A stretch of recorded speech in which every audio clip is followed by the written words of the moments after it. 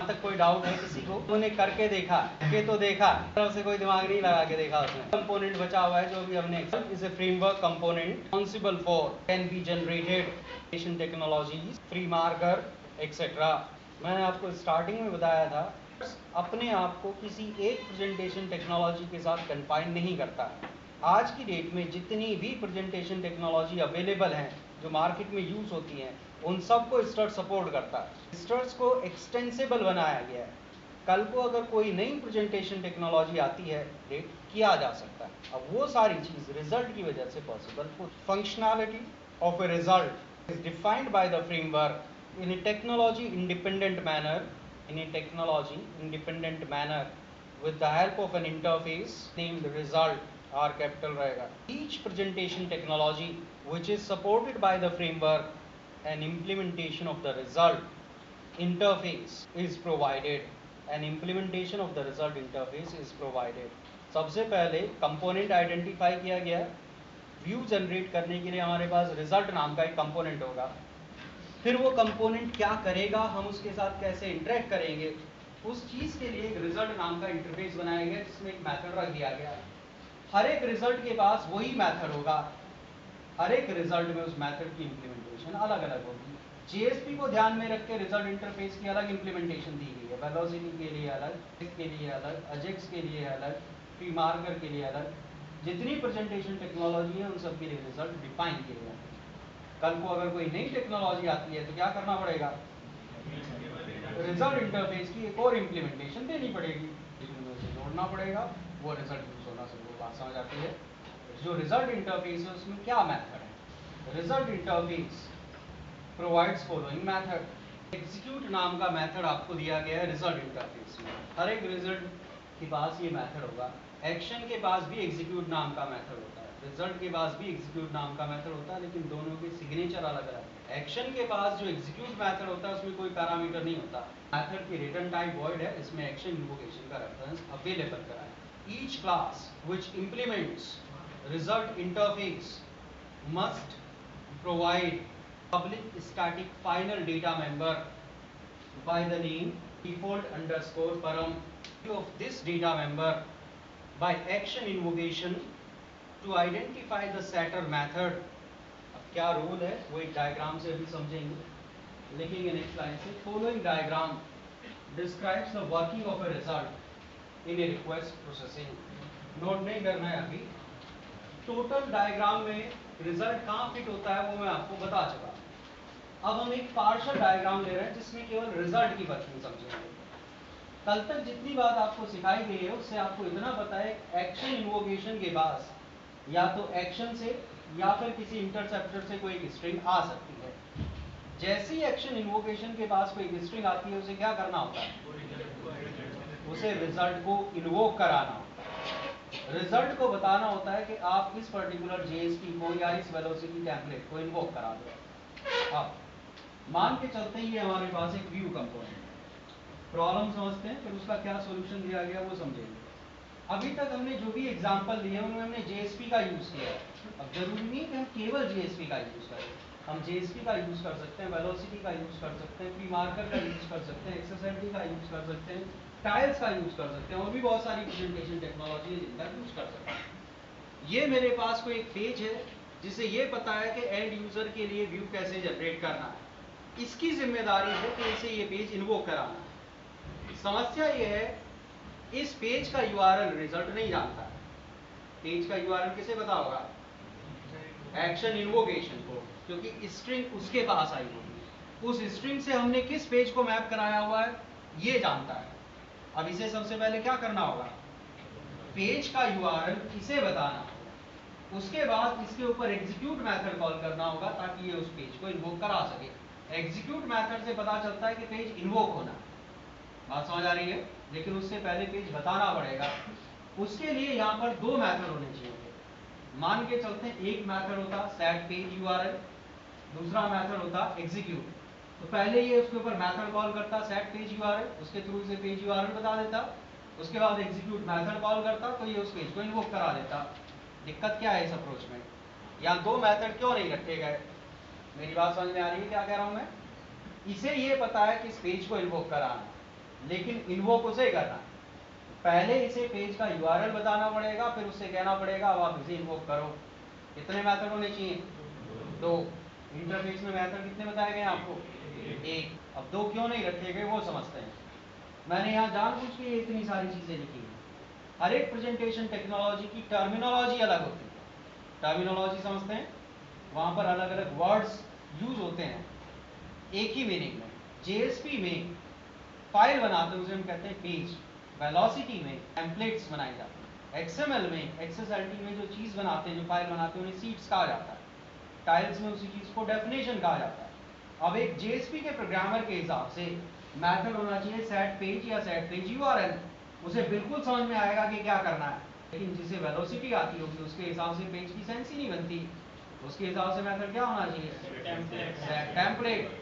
अगर मेथड का नाम सेट टेम्पलेट रख दिया तो जेएसपी वाले को समझ नहीं आएगा ये क्या है, को समझ नहीं आएगा, एक्सएमएल वाले को समझ नहीं आएगा, टाइल्स वाले को समझ नहीं आएगा।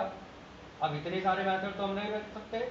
रिजल्ट बनाने वालों ने बहुत सिंपल काम किया। उन्होंने जो इंप्लीमेंटर है, जो रिजल्ट डिफाइन करेगा किसी एक पर्टिकुलर टेक्नोलॉजी के लिए, उसके ऊपर छोड़ दिया कि आप सेटर मेथड अपनी मर्जी से डिफाइन कर लो। अगर मैं कोई जेएसपी के लिए रिजल्ट डिफाइन कर रहा हूँ तो डिफाइन कर सकता हूँ, पूरी तरह से मेरे ऊपर डिपेंड करता है। अब मेथड मैंने डिफाइन किया, लेकिन इसे इन्वोक कौन करेगा? Action invocation. को कैसे पता चलेगा मैंने क्या मेथड डिफाइन किया है? उस प्रॉब्लम को सॉल्व करने के लिए फ्रेमवर्क बनाने वालों ने कहा कि जो भी पार्टी रिजल्ट नाम की क्लास बनाएगा, लेट्स से मैंने ये क्लास बनाई माय रिजल्ट, इसमें मैंने रिजल्ट इंटरफेस को इंप्लीमेंट किया। अब मुझे पता है कि पहले मेरे पास यूआरएल आएगा तो मैं इन्वोक कराऊंगा, तो मैं कोई डेटा मेंबर लूंगा यूआरएल स्टोर करने के लिए। लेट्स से मैंने यहाँ पर कोई डेटा मेंबर लिया। अब डेटा मेंबर का क्या नाम होगा ये पूरी तरह से मेरे ऊपर डिपेंड करता है। सकता हूँ यूआरएल ले सकता हूँ, पेज यूआरएल ले सकता हूँ। मैंने डेटा मेंबर यहाँ पर लिया तो मैं इसके लिए कोई सेटर मेथड डिफाइन करूंगा। अब ये मेथड मैंने बनाया है क्योंकि रिजल्ट मैं बना रहा हूँ। इस मेथड को कॉल करने की जिम्मेदारी किसकी है?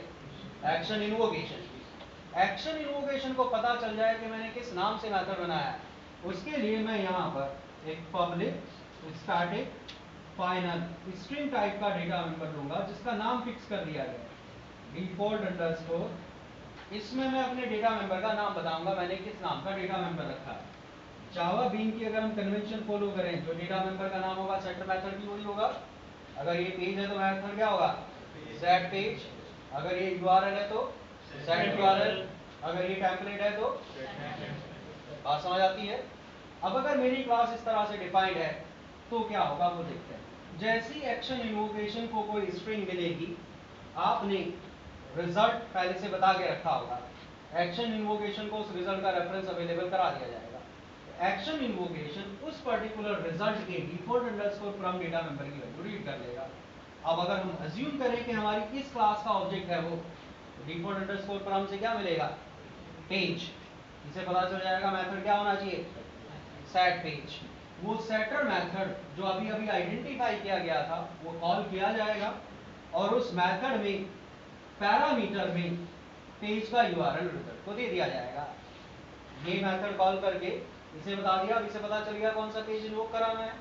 अब इसके ऊपर मेथड कॉल किया जाएगा। एक्शन इन्वोकेशन इसे अपना रेफरेंस देगा। वो रेफरेंस इसलिए दिया जाएगा जो नॉन जेएसपी वाली टेक्नोलॉजी है, जो वैल्यू स्टैक में चीजें रखी हुई हैं, उन्हें अपने कॉन्टेक्स्ट में सेट कराएंगे ताकि उनके टेक्नोलॉजी के ऑब्जेक्ट्स को मिल सके। वो जेएसपी के हिसाब से बनाया गया वैल्यू स्टैक। जेएसपी में कस्टम टैग काम करेगी। अगर मैं वेलोसिटी यूज करूं तो वहां कस्टम टैग काम नहीं करेगी। वेलोसिटी का अपना कॉन्टेक्स्ट होगा। तो ये फिर एक्शन इन्वोकेशन एक्शन कॉन्टेक्स्ट का रेफरेंस लेगा, उसके अंदर वैल्यू स्टैक लेगा, उसे टेक्नोलॉजी स्पेसिफिक ऑब्जेक्ट में फीड करेगा, तब इसे इन्वोक कराएगा। ये काम है रिजल्ट का। अब सवाल आता है ये रिजल्ट जैसा कंपोनेंट बनाया ही क्यों गया? अगर आप ध्यान से देखें तो बेकार में तो कॉम्प्लेक्सिटी बढ़ा रहा है। इसके पास स्ट्रिंग है, इसे ये भी पता है उस स्ट्रिंग से कौन सा जेएसपी मैप किया गया है। सीधे इसी में लॉजिक लिख देते जेएसपी इन्वोक कराने का, क्या दिक्कत होती? बता सकते हैं? कितने लोगों को अभी जो मैंने पूछा वो सवाल समझ में आया? अलग से कंपोनेंट क्यों बनाया गया? एक्शन इन्वोकेशन से वो काम क्यों नहीं कराया गया? तो हर एक रिक्वेस्ट के लिए बने उसे रिजल्ट का रेफरेंस दे दिया जाए। रिजल्ट का तो कॉन्सेप्ट ही हटा दे रहे हैं हम। उसके पास जो आप रिटर्न करेंगे उससे कौन सा जेएसपी आप इन्वोक करा रहे हैं वो तो आपने कॉन्फ़िगरेशन से बताया होगा, वो इन्फॉर्मेशन तो इसे अभी भी अवेलेबल कराई जाती है। इसके बाद वो इन्फॉर्मेशन होगी, उसे इन्वोक करने क्या दिक्कत है, बता सकते हैं क्या दिक्कत है? जेएसपी को इन्वोक कराने का लॉजिक अलग होगा, वेलोसिटी टेम्पलेट को इन्वोक कराने का लॉजिक अलग होगा, एक्सएमएल से व्यू जनरेट कराने का लॉजिक अलग होगा। आज अगर हम यहाँ पर जेएसपी यूज कर रहे हैं तो इसमें कुछ कोड लिखा होगा, इसे बताया गया होगा जेएसपी को कैसे इन्वोक करना है। कल को अगर मैं जेएसपी की जगह वेलोसिटी यूज करना चाहूँ तो क्या करना पड़ेगा, इसके कोड में जाके चेंज करना पड़ेगा। तो एमबीसी है, उसके दो बेसिक कॉन्सेप्ट बताए गए थे आपको, separation of concern and tight coupling. यहाँ पर sorry loose coupling. Separation of concern की अगर हम बात करें, इसका काम है फ्लो को कंट्रोल करना, इसका काम है व्यू जनरेट करना, दो बिल्कुल अलग अलग काम है। अगर हम इस काम को एक अलग कंपोनेंट से कराते हैं, 10 प्रेजेंटेशन टेक्नोलॉजी है, 10 इंप्लीमेंटेशन दे सकते हैं, 50 टेक्नोलॉजी है, 50 इंप्लीमेंटेशन दे सकते हैं, कॉन्फ़िगरेशन से उसे बता सकते हैं कौन सा यूज करना है, कोड में कोई चेंज नहीं करना पड़ेगा। बिना कोड में चेंज किए हम एक ही एप्लीकेशन में अलग अलग रिजल्ट यूज कर सकते हैं। नोट करेंगे डायग्राम, जब आप बाकी प्रेजेंटेशन टेक्नोलॉजी देखेंगे तो आपको पता चलेगा कि यूआरआई की भी हर जगह सेंस नहीं बनती। कई जगह आपको एक्चुअल नाम बताना है, कई जगह कोई टोकन बताना है, हो गया। अब अगर हमें अपना रिजल्ट बनाना है तो क्या करना होगा, रिजल्ट इंटरफेस को इम्प्लीमेंट करना होगा, उसमें कोई डेटा मेंबर रखेंगे जिसमें पेज का यूआरएल स्टोर कराएंगे, डिफॉल्ट अंडरस्कोर परम नाम का स्टैटिक फाइनल स्ट्रिंग टाइप का कांस्टेंट होगा जिसमें अपने डेटा मेंबर की वैल्यू सेट करेंगे, सेटर मेथड रखेंगे, एग्जीक्यूट मेथड रखेंगे, एग्जीक्यूट मेथड में उस पेज को इन्वोक कराने का लॉजिक रखेंगे। तो देखते हैं,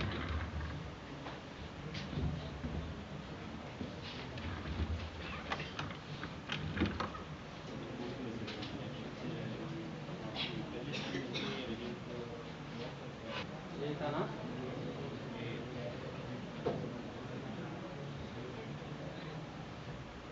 ये हमने एक छोटी सी एप्लीकेशन बनाई थी, इसमें हमने एक एक्शन डिफाइन किया था, कल एक इंटरसेप्टर डिफाइन किया था। अब हमें इसमें अपना एक रिजल्ट डिफाइन करना है। माई जेएसपी रिजल्ट नाम से हमने एक क्लास बनाई जिसमें रिजल्ट इंटरफेस को इम्प्लीमेंट करने का है। अब आप देखिएगा इस इंटरफेस में केवल एक मेथड है जो यहाँ पर आ गया है, जो हमें डिफाइन करना है। और हमने पहले यहाँ पर एक प्राइवेट डेटा मेंबर रखा, के लिए सेटर मेथड डिफाइन किया, ये मेथड कॉल करके वैल्यू अवेलेबल हो जाएगी, मैसेज प्रिंट करा दिया कंसोल पर। अगर ये मेथड कॉल हुआ तो हमें पता चल जाएगा इस मैसेज से जो हमारा डेटा मेंबर था जिस नाम से हमने सेटर मेथड बनाया है उसकी वैल्यू डिफॉल्ट अंडरस्कोर पर हमने रख दी। अब हमें यहाँ पर लॉजिक लिखना है। पहले यहाँ पर मैं एक मैसेज प्रिंट करा देता हूँ, जब ये मेथड कॉल होगा तो इससे हमें पता चल जाएगा कि ये मेथड कॉल हो रहा है कि नहीं हो रहा है। सर्वलेट जेएसपी आप पढ़ चुके हैं, अगर मुझे एक सर्वलेट से किसी दूसरी सर्वलेट को इन्वोक करना हो तो क्या करना होगा, रिक्वेस्ट डिस्पैचर की जरूरत पड़ेगी। सेम वे में अगर मुझे यहाँ से जेएसपी को इन्वोक कराना हो तो मेरे पास एक रिक्वेस्ट डिस्पैचर होना चाहिए। रिक्वेस्ट डिस्पैचर के लिए रिक्वेस्ट और रेस्पॉन्स दोनों ऑब्जेक्ट होने चाहिए क्योंकि उसमें पास करने पड़ते हैं फॉरवर्ड मेथड में। सबसे पहले हमने यहाँ पर लिखा, कल मैंने आपको कोई एक यूटिलिटी क्लास बताई थी जो फ्रेमवर्क आपको प्रोवाइड कराता है, सर्वलेट एक्शन कॉन्टेक्स्ट, जिसके अंदर स्टैटिक मेथड है रिक्वेस्ट रेस्पॉन्स के लिए। इससे हमें रिक्वेस्ट ऑब्जेक्ट मिल जाएगा, इससे हमें रेस्पॉन्स ऑब्जेक्ट मिल गया। मुझे एक रिक्वेस्ट डिस्पैचर ऑब्जेक्ट बनाना है, यूआरएल हमें पहले से पता है, इस पर्टिकुलर यूआरएल का यूज करके हमने एक रिक्वेस्ट डिस्पैचर ऑब्जेक्ट बना लिया। डिस्पैचर के ऊपर अब हमने फॉरवर्ड मेथड कॉल कर दिया। जेएसपी को इन्वोक कराने के लिए ये लॉजिक चाहिए, जो रिजल्ट जेएसपी को इन्वोक कराता है उसके अंदर इस तरह का लॉजिक लिखा गया है। अभी तक अगर आप देखें तो हम डिस्पैचर नाम का रिजल्ट यूज कर रहे थे जो कि प्री डिफाइंड था। अब हम इसे हटा के हम अपना रिजल्ट यूज करेंगे। हमारी क्लास का नाम क्या था, रिजल्ट्स डॉट माई जेएसपी रिजल्ट, डिफॉल्ट ट्रू कर दिया। इसका मतलब है अब जो भी व्यू जनरेट होगा वो हमारे रिजल्ट से जनरेट होगा। अब अगर आप देखें तो रिजल्ट हमारा है, इंटरसेप्टर हमारा है, एक्शन हमारा है, जेएसपी हमारा है, कॉन्फ़िगरेशन भी हमारी है। फ्रेमवर्क से हम क्या ले रहे हैं, कंट्रोलर, वो अभी हमने नहीं बनाया, बाकी सारी चीज़ हमने अपनी खुद भी रिप्लेस कर दी। हमने सर्वर के कंसोल पे मैसेज प्रिंट कराया हुआ है, अब जो भी मैसेज है वो यहाँ हमें दिख जाएंगे अगर हमारा रिजल्ट इन्वोक हुआ।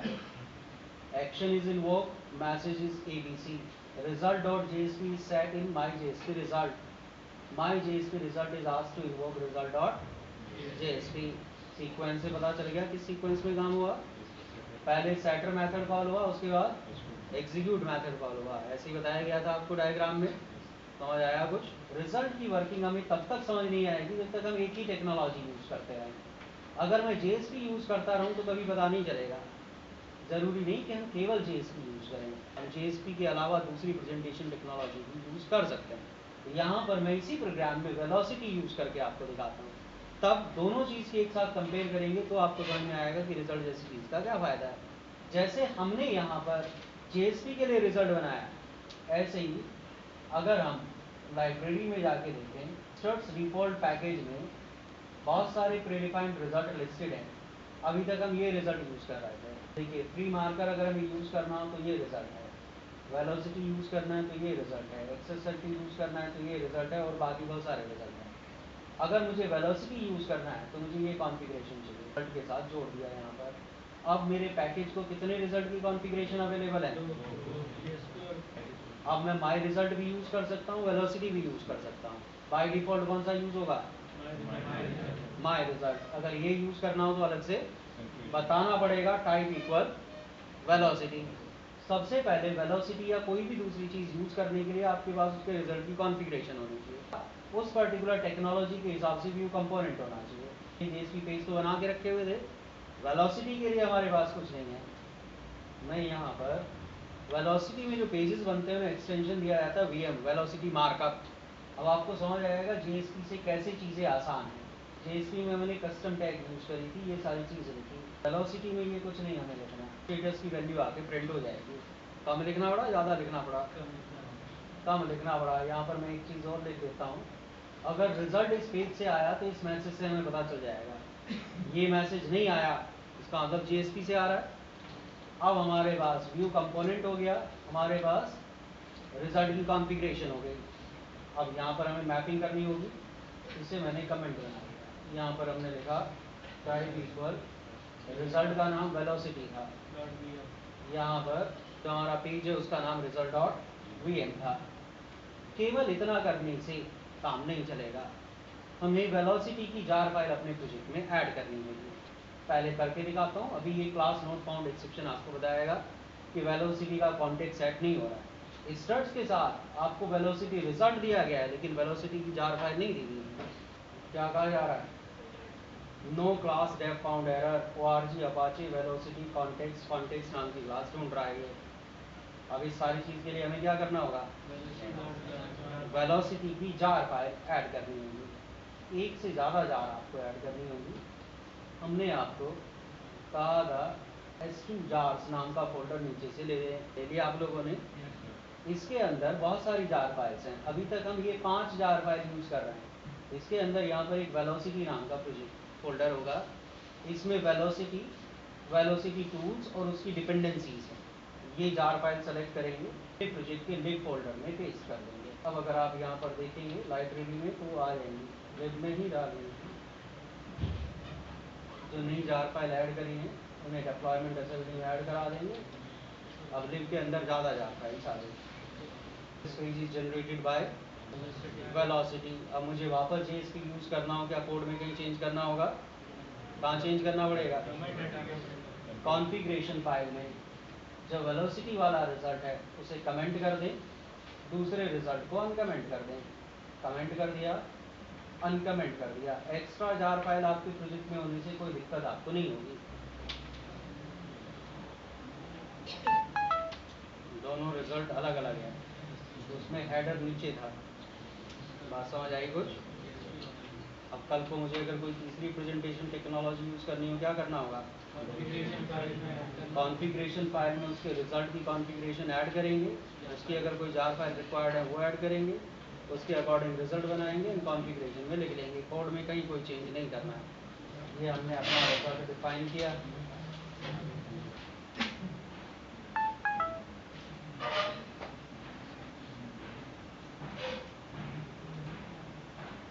हो गया?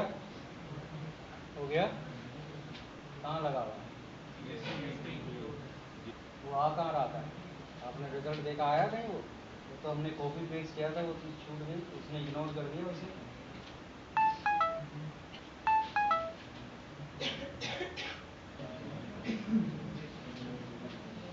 हो गया। यहाँ तक आर्किटेक्चर से रिलेटेड सारी चीज़ हमने कवर कर ली। लाइट ऑन करेंगे।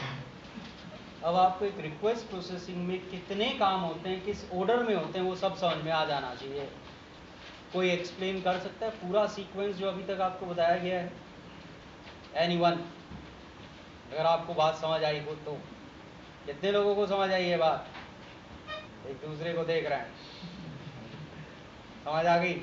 सीक्वेंस बताओ क्या होता है स्टार्टिंग से लेके एंड तक। रिक्वेस्ट कंट्रोलर के पास आई सबसे पहले क्या क्या रीड करेगा वो? एक्शन पता लगाएगा, एक्शन क्लास रिजल्ट पता लगाएगा, इंटरसेप्टर्स पता लगाएगा, कौन सी स्ट्रिंग से कौन सा व्यू कंपोनेंट मैप्ड है वो पता लगाएगा। ठीक है, उसके बाद फिर जो कंट्रोलर है सर उसके बाद एक्शन इन्वोक करेगा। एक्शन जो एक्शन क्लास है उसको क्रिएट करेगा, एक्शन को इंस्टेंशिएट करेगा, मीन्स एक्शन का ऑब्जेक्ट बनाएगा। उसके बाद सर जो अपने सेकंड एक्शन कॉन्टेक्स्ट क्रिएट किया जाएगा, उसमें वैल्यू स्टैक क्रिएट होगा, वैल्यू स्टैक में एक्शन पुश होगा, परम्स, रिक्वेस्ट, सेशन, एप्लीकेशन और एटीटीआर ऑब्जेक्ट्स पॉपुलेट होंगे सॉलिड एपीआई ऑब्जेक्ट से। उसके बाद एक्शन इन्वोकेशन ऑब्जेक्ट बनेगा, उसे एक्शन का रेफरेंस, एक्शन कॉन्टेक्स्ट का रेफरेंस, इंटरसेप्टर स्टैक का रेफरेंस और रिजल्ट का रेफरेंस अवेलेबल कराया जाएगा। उसके बाद जो भी इंटरसेप्टर स्टैक होगा, एक्शन इन्वोकेशन बनने के बाद क्या कंट्रोलर एक्शन इन्वोकेशन के ऊपर इन्वोक मेथड कॉल करेगा, उससे कहेगा प्रोसेसिंग स्टार्ट करो। जैसे ही इन्वोक मेथड कॉल होगा एक्शन इन्वोकेशन चेक करेगा क्या उसके पास कोई इंटरसेप्टर है। अगर उसके पास इंटरसेप्टर्स होंगे, फर्स्ट इंटरसेप्टर जो भी होगा वो उसके ऊपर इंटरसेप्ट मेथड कॉल करेगा, इंटरसेप्टर को अपना रेफरेंस अवेलेबल कराएगा, उससे कहेगा जो भी उसे सर्विस देनी है एक्शन को वो दे, उस सर्विस के लिए एक्शन कॉन्टेक्स्ट या किसी भी दूसरी चीज़ की ज़रूरत है वो मुझसे मांग ले, और जब उसका काम खत्म हो जाए तो मुझे बता दे। इंटरसेप्टर अपना काम खत्म करने के बाद अगर उसे लगता है सब कुछ सही है तो वापस एक्शन इन्वोकेशन के ऊपर इन्वोक मेथड कॉल करेगा, जिससे वो नेक्स्ट इंटरसेप्टर को इन्वोक करेगा। इसी तरह से नेक्स्ट इंटरसेप्टर अपना काम खत्म करने के बाद फिर इन्वोकेशन से कहेगा नेक्स्ट पार्टी को इन्वोक कराओ। चला तब तक चलता रहेगा जब तक इंटरसेप्टर मिलते रहेंगे। जब सारे इंटरसेप्टर इन्वोक हो जाएंगे को इन्वोक किया जाएगा, एग्जीक्यूट मेथड कॉल करेगा एक्शन इन्वोकेशन, एग्जीक्यूट मेथड खत्म होगा तो एक स्ट्रिंग आएगी। ये नॉर्मल प्रोसेसिंग की बात कर रहे हैं। जैसी ही स्ट्रिंग आएगी एक्शन इन्वोकेशन रिजल्ट से डिफॉल्ट अंडरस्कोर परम की वैल्यू पता लगाएगा, जिससे उसे पता लगेगा सेटर मेथड कौन सा इन्वोक करना है। रिजल्ट का सेटर मेथड कॉल करके तो उस स्ट्रिंग के साथ जो आपने पेज मैप किया होगा उसका यूआरएल बताएगा, देन रिजल्ट के ऊपर एग्जीक्यूट मेथड कॉल करेगा, रिजल्ट को इन्वोक करा देगा। उस पेज के अंदर आपने कस्टम टैग्स लगा के एक्शन कॉन्टेक्स्ट से डेटा फैच किया होगा, के लिए पेज बनाया होगा। पेज बनेगा, कंट्रोल वापस एक्शन इन्वोकेशन के पास जाएगा, एक्शन इन्वोकेशन ने जितने इंटरसेप्टर कॉल किए थे अब वो उन सबको पास रिवर्स ऑर्डर में कंट्रोल भेजेगा। हर एक इंटरसेप्टर को मौका मिलेगा पोस्ट प्रोसेसिंग करने का। जब सारे इंटरसेप्टर में पोस्ट प्रोसेस आएगा कंट्रोलर के बाद एंड यूजर के बाद, सारी चीज़ अलग अलग। पहले एक टोटल डायग्राम बताया था आपको, इंटरसेप्टर की वर्किंग एक अलग डायग्राम से बताई, की वर्किंग एक अलग डायग्राम से बताई। अगर ये सब कुछ आपको पता है तो आप स्टड्स में कुछ भी कर सकते हैं, क्योंकि आपको पूरा पता है कितनी चीज़ें हैं, कौन सी चीज़ कहाँ कैसे जुड़ी हुई है। समझ आ रही है बात? इसके बाद स्टड्स बहुत आसान हो जाता है, हमें कुछ भी नहीं करना है, सारी चीज़ प्री डिफाइंड है, हमें सिर्फ उसे यूज़ करना है। ये देखना है इनमें से कौन सी चीज़ हमारे काम की है, कॉन्फ़िगरेशन में जोड़ देना, यूज़ हो जाएगी, दैट्स इट। अगर आपने स्टड्स डिफ़ॉल्ट एक्सएमएल फाइल देखी हो, बहुत सारे इंटरसेप्टर डिफाइंड है, बहुत सारे रिजल्ट डिफाइंड है। तक मैंने कितने रिजल्ट यूज़ करके दिखाया? दो। कितने इंटरसेप्टर यूज़ करके दिखाया? एक। परम्स पर एक ही इंटरसेप्टर है या एक से ज़्यादा इंटरसेप्टर है? एक से ज़्यादा इंटरसेप्टर है। फ्रेमवर्क में ये जो प्रीडिफाइंड कोड है ये हमारा काम आसान करता है। अब हमारा काम सिर्फ जो प्रीडिफाइंड इंटरसेप्टर्स हैं उनकी वर्किंग समझना है, commonly used pre defined interceptor. सारे इंटरसेप्टर हमें नहीं पढ़ने क्योंकि सारे इंटरसेप्टर किसी एप्लीकेशन में कभी यूज़ नहीं होंगे। कुछ इंटरसेप्टर ऐसे हैं जो हर एप्लीकेशन में यूज़ होते हैं, तो हम केवल उन्हें पढ़ेंगे। डोमेन स्पेसिफिक है, कहीं यूज़ होगा कोई कहीं यूज़ होगा। अगर आपको कॉमन यूज़ करने आ गए फिर आप कोई भी यूज़ कर सकते हैं। एक पैटर्न आपको समझ में आ जाएगा कि चीज़ों को किस तरह से यूज़ करना है। ये ऐसे इंटरसेप्टर हैं जो नॉर्मली हर एप्लीकेशन में यूज़ होते हैं। Params, exception, EC and wait, execute and wait, model driven, servlet config, I18N, validation and workflow. Params interceptor is responsible for setting the values of action properties using request parameters. Setting the values of action properties using request parameters. This interceptor is part of default interceptor stack. In order to use it, only struts default package need to be extended. -default package need to be extended in the application's configuration package. आपको struts-default नाम की XML file दिखाई गई है। उसमें बहुत सारे interceptor हैं। अलग अलग चीज़ों को ध्यान में रखते हुए उसमें कुछ स्टैक बनाए गए हैं, मीन्स इंटरसेप्टर्स के कॉम्बिनेशन बनाए गए हैं। वहाँ पर एक स्टैक है जिसे नाम दिया गया है डिफ़ॉल्ट स्टैक, उसे डिफ़ॉल्ट बनाया गया है। परम्स इंटरसेप्टर उस डिफ़ॉल्ट स्टैक का पार्ट है। अगर हम इस इंटरसेप्टर को यूज़ करना चाहते हैं, हमें सिर्फ डिफ़ॉल्ट स्टैक की कॉन्फ़िगरेशन चाहिए। अगर हम अपने पैकेज में struts-default पैकेज को एक्सटेंड कर लें तो उसकी सारी कॉन्फ़िगरेशन हमें मिल जाएगी। हमारे पास ये इंटरसेप्टर आ जाएगा, हमें इसके लिए कुछ एक्स्ट्रा नहीं करना होगा। सिर्फ struts-default पैकेज को एक्सटेंड करो, आपको ये इंटरसेप्टर मिल जाएगा, ये अपना काम करना शुरू कर देगा। इसकी वर्किंग आप पहले से समझ चुके हैं। तो लिखेंगे exception. This interceptor, first interceptor of default interceptor stack, it facilitate centralized exception handling. JSP अगर आपने पढ़ा हो तो JSP में आपने एरर हैंडलिंग पढ़ा होगा। वहाँ बताया गया था कि हर एक पेज में हमें एक्सेप्शन मैनेज नहीं करना चाहिए, बल्कि कोई एक एरर हैंडलर पेज बना लेना चाहिए। जब भी कोई एरर आए तो कंट्रोल उस पर ट्रांसफ़र करा देना चाहिए और वहाँ पर उसे मैनेज कर लेना चाहिए। जो स्ट्रट्स है वो भी सेंट्रलाइज्ड एक्सेप्शन हैंडलिंग सपोर्ट करता है। इम्प्लीमेंटेशन लेकिन JSP से थोड़ी अलग है। कितने लोग ऐसे हैं जिन्होंने स्प्रिंग फ्रेमवर्क पढ़ा हुआ है कोई यहाँ पर जिसने स्प्रिंग पढ़ा हुआ है? आप लोग जब स्प्रिंग पढ़ेंगे, अगर कोई स्प्रिंग पढ़े तो उसमें कॉन्सेप्ट आएगा AOP, aspect oriented programming. Aspect oriented programming का जो कॉन्सेप्ट है वो ये कहता है कि एप्लीकेशन प्रोग्रामर को केवल बिजनेस लॉजिक से कंसर्न होना चाहिए। जितने एक्स्ट्रा काम है वो उसे नहीं करने चाहिए, बल्कि वो काम हेल्पर्स डाल देने चाहिए। उनकी इम्प्लीमेंटेशन अलग होनी चाहिए, कॉमन होनी चाहिए, सबको नहीं देनी चाहिए। जो स्ट्रट्स है एक्सेप्शन हैंडलिंग को AOP की फॉर्म में इम्प्लीमेंट करता है, यानी कि एक अलग हेल्पर दिया गया है आपको कभी एक्सेप्शन हैंडलिंग का कोड नहीं लिखना है।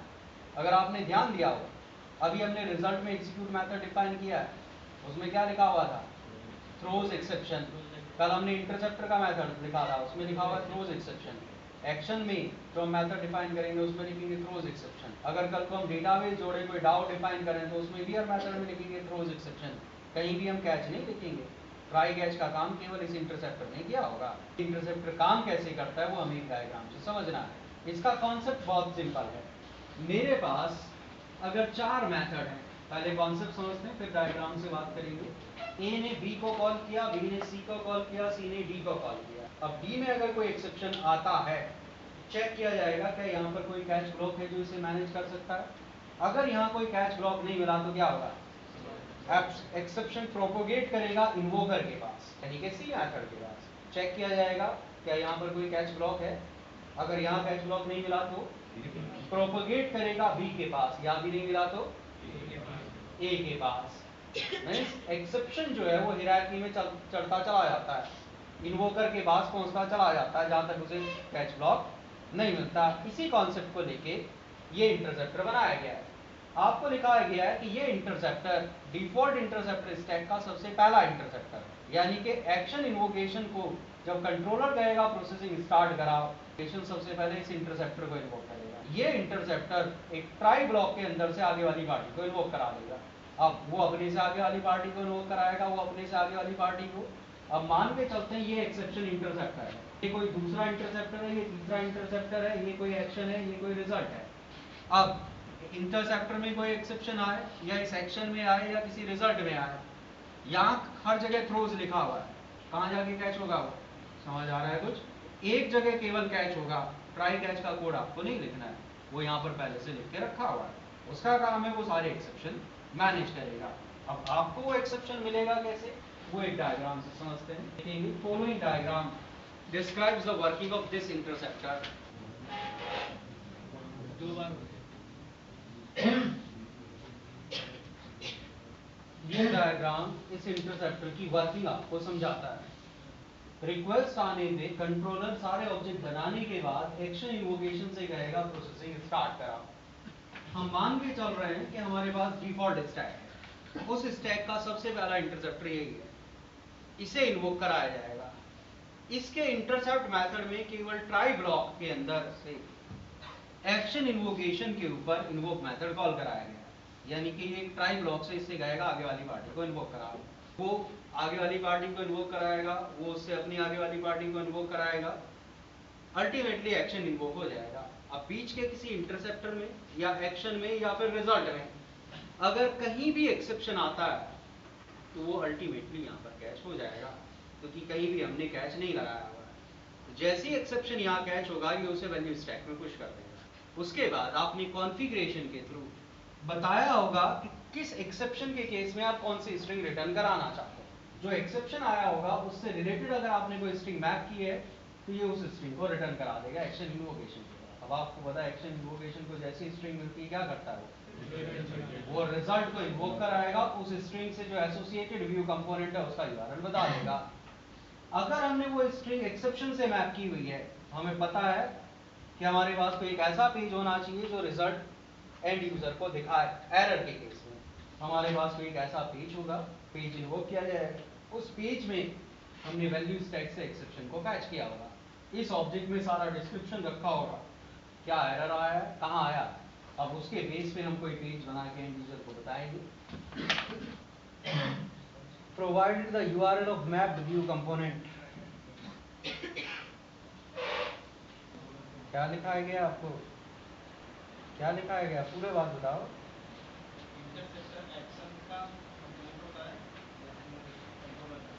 आप जो पूछ रहे हो वो मैं नहीं पूछ रहा हूँ, मैं आपसे पूछ रहा हूँ मैंने क्या लिखाया है। अगर आप पढ़ के आते तो ये सवाल नहीं पूछते आप, जो आप पूछ रहे हो पहले बताया जा चुका है।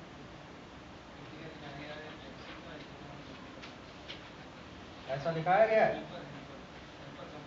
किसका हेल्पर लिखाया गया है? Interceptor is helper component of action लिखाया गया है। अब कहीं भी देखना वही लिखा हुआ मिलेगा। हर एक इंटरसेप्टर एक्शन को कोई सर्विस प्रोवाइड कराता है, एक्शन केवल बिजनेस लॉजिक को इम्प्लीमेंट करता है, जितने भी एक्स्ट्रा काम है वो सब इंटरसेप्टर करेंगे। आप ऐसे समझिए जैसे यहाँ पर बैच जो ये कंडक्ट हो रहा है, एक बैच कंडक्ट करने के लिए बहुत सारे काम करने होते हैं।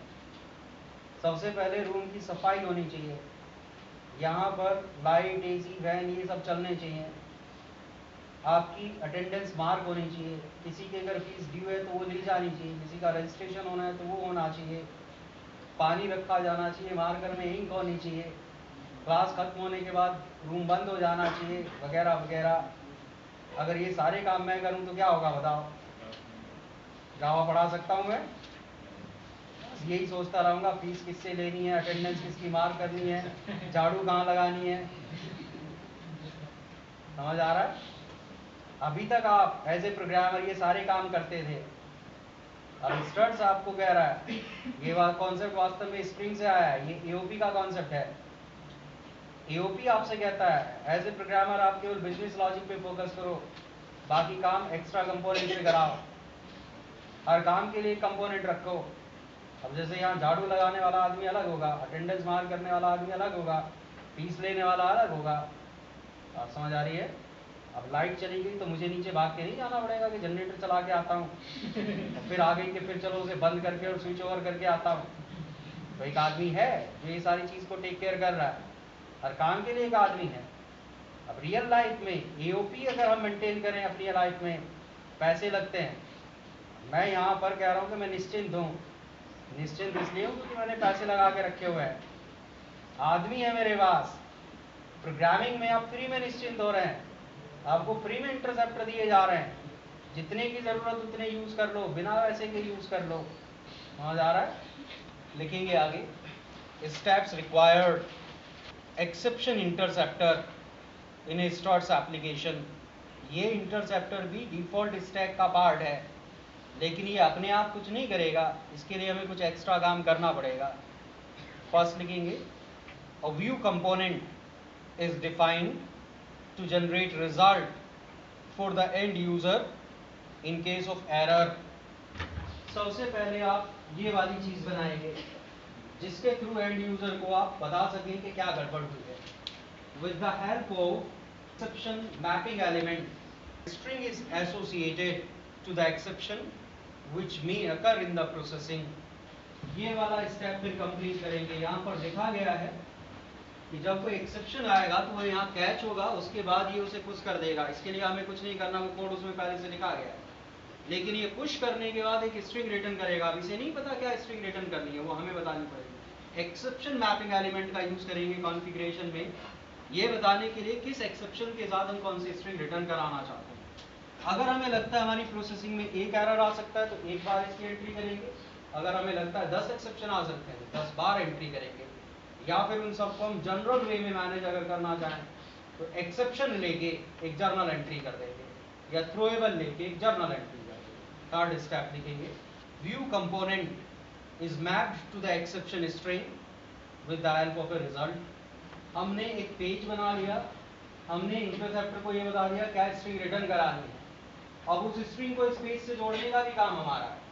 हम एक रिजल्ट एंट्री करेंगे, उसमें बताएंगे ये स्ट्रिंग आएगी तो ये जेएसपी इन्वोक कराना। नेक्स्ट लाइन से लिखेंगे, exception mapping and result entry can be made exception specific, sorry action specific और पैकेज स्पेसिफिक। फ्रेमवर्क आपको दोनों तरह की फैसिलिटी देता है। आप चाहें तो अलग अलग एक्सेप्शन के, अलग अलग एक्शन के एक्सेप्शंस को सेपरेट मैनेज कर सकते हैं। आप चाहे तो सभी एक्शंस के एक्सेप्शन को एक जगह मैनेज कर सकते हैं। मीन्स जो ये एंट्री कर रहे हैं आप एक्शन स्पेसिफिक कर सकते हैं या सभी एक्शन के लिए एक साथ पैकेज में कर सकते हैं। अब ये करेंगे कैसे, वो एक प्रैक्टिकल एग्जाम्पल से समझते हैं। ये 3 स्टेप आपको करने हैं, बाकी काम फ्रेमवर्क अपने आप करेगा।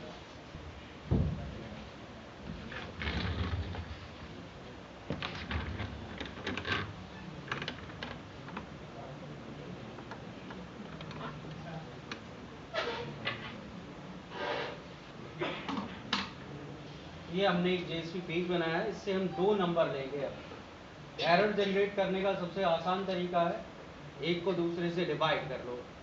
अब यहाँ पर हमें एक एक्शन डिफाइन करना है। 3 डेटा मेंबर लिए, 2 में हमें इनपुट रिसीव होगी, एक से हम रिजल्ट रिटर्न करेंगे। ये हमारी एक्शन क्लास हो गई। अगर सब कुछ सही रहा तो ये सक्सेस रिटर्न करेगा, नहीं तो यहाँ से एक एक्सेप्शन थ्रो हो जाएगा। अब हमें एक जेएसपी डिफाइन करना है। ये हमने जेएसपी पेज बनाया, इसके थ्रू हम रिजल्ट डिस्प्ले कराएंगे। एक और जेएसपी पेज हमने बनाया, इसे नाम दिया एरर हैंडलर। जो एक्सेप्शन है वो वैल्यू स्टैक में पुश कर दिया जाएगा। कोई भी चीज़ अगर वैल्यू स्टैक में पुश कर दी गई है तो हम जेएसपी में पैच कर सकते हैं। ये हमारा एरर हैंडलर पेज हो गया। जो स्टेप लिखाया गया उनमें पहला स्टेप हमारा कंप्लीट हो गया, हमने एक जेएसपी पेज बना लिया एरर मैसेज डिस्प्ले कराने के लिए। दूसरे स्टेप के लिए अब यहाँ पर चलते हैं। पहले मैं ये सारी चीज़ हटा देता हूँ, सिंपल यहाँ पर लिखते हैं स्टार्ट आइकन। इससे हमें बाकी सारी कॉन्फ़िगरेशन मिल जाएगी, सारे इंटरसेप्टर, सारे रिजल्ट। यहाँ पर हमने नाम दिया। अब हमें यहाँ पर कॉन्फ़िगरेशन देनी है, एक रिजल्ट की और एक स्ट्रिंग की। पहले स्ट्रिंग डिफाइन करेंगे, पहले एक्शन स्पेसिफिक कॉन्फ़िगरेशन दे रहा हूँ। यहाँ पर हमने कहा अगर एक्सेप्शन मीन सुपर क्लास का नाम लिख दिया, इस टाइप का एक्सेप्शन आता है तो क्या रिटर्न करना होगा, एरर। यहाँ पर हमने लिख दिया अगर एरर आता है तो एरर हैंडलर डॉट जेएसपी को आपको इन्वोक कराना है। पहले प्रॉपर वैल्यू देते हैं, क्या कह रही है, रिजल्ट इज रिक्वायर्ड, चेंज कर दिया था, दोबारा से रिस्टार्ट कर। सबको सही आ गया। अब इसकी जगह अगर मैं 0 डालूँ, exception occurred in the processing Java dot lang dot arithmetic string reason by, बात समझ आई। अब दिक्कत यहाँ पर ये है, ये जो कॉन्फ़िगरेशन है ये एक्शन में दी गई है। कल को एक और एक्शन में डिफाइन करूँ, उसमें भी कोई एक्सेप्शन आए तो फिर ये दोबारा लिखना पड़ेगा उसमें। इस प्रॉब्लम को सॉल्व करने के लिए मैं कमेंट बना देता हूँ। ऑर्डर इम्पॉर्टेंट है। जब हम एक्शन के अंदर लिखेंगे तो पहले एक्सेप्शन मैपिंग आएगा, बाद में रिजल्ट आएगा। जब हम ग्लोबल डिफाइन करेंगे पहले रिजल्ट एंट्री आएगी, बाद में एक्सेप्शन मैपिंग एंट्री। किसी भी रिक्वेस्ट की प्रोसेसिंग में, मीन्स किसी भी एक्शन की रिक्वेस्ट की प्रोसेसिंग में अगर कोई एरर आता है, एरर स्ट्रिंग रिटर्न करेगा इंटरसेप्टर। रिक्वेस्ट की प्रोसेसिंग से अगर एक्शन इन्वोकेशन को एरर स्ट्रिंग मिलती है तो वो इस रिजल्ट को इन्वोक कराएगा। ना तो ये रिजल्ट और ना ये एक्सेप्शन कॉन्फ़िगरेशन, किसी एक्शन से इनका कोई लेना देना। सबसे पहले कॉन्फ़िगरेशन ही नोट कर लीजिए। हो गया मैथड तक केवल नोट करेंगे, इसके आगे गेटर सेटर मैथड होंगे। हो गया।